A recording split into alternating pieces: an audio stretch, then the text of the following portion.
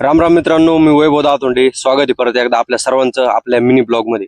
तर आज होती अमावस्या. आपण निघालो होतो मच्छिंद्रनाथ गडावरती दर्शनासाठी. आता प्रत्येक अमावस्याला आपण गडावरती दर्शनाला जातच असतो. आता अमावस्या होऊन तर 10 दिवस झालेले आहे, पण आपल्याला ब्लॉग टाकायला थोडंसं लेट झालेलं आहे. आता मच्छिंद्रनाथ हे नाथ संप्रदायाचे संस्थापक आहेत. ते नवनाथांपैकी पहिले गुरु पण आहेत.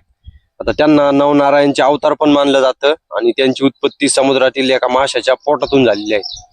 आणि ते गोरक्षनाथांचे गुरु पण आहेत. आणि त्यांच्या नावावरती एक शक्तिशाली देवस्थान पण आहे, ते म्हणजे मायंबा गर्भगिरी डोंगर रांगांवरती सावरगाव येथे ते देवस्थान आहे, जिथं आज आपण दर्शनासाठी चाललेलो आहे.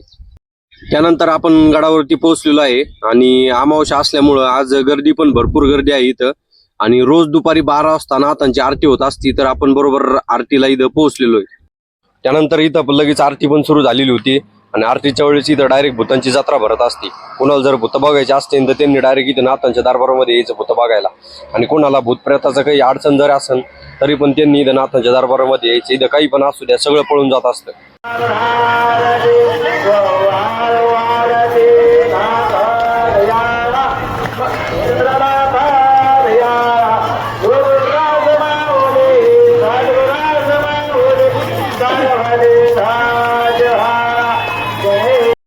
त्यानंतर आपण गेलो इथं जवळच असलेल्या रुद्रेश्वर मंदिरात.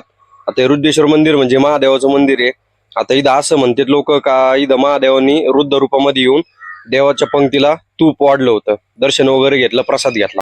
त्यानंतर इकडं बघा, या डोंगरावरती आपल्या सरकारने एवढ्या पवन चक्क्या लावलेल्या इथं मरणाची लाईट तयार करतंय, तरी पण आपल्याला लाईटीची अडचणच कशी येते हेच कळत नाही आपल्याला. त्यानंतर आपल्याला इथून नगरमधून थोडं आपलं इलेक्ट्रिकचं सामान घ्यायचं होतं. मग ते सामान वगैरे सगळं आपण घेतलं आणि पुढे जाऊन थोडी भूक लागली होती, म्हणलं थोडा नाश्ता करून घ्यावा. नाश्ता वगैरे करून घेतला आणि आपण निघलो आपल्या घराच्या दिशेने. आणि आजचा ब्लॉग आपण इथंच संपवतो. जय हिंद, जय महाराष्ट्र.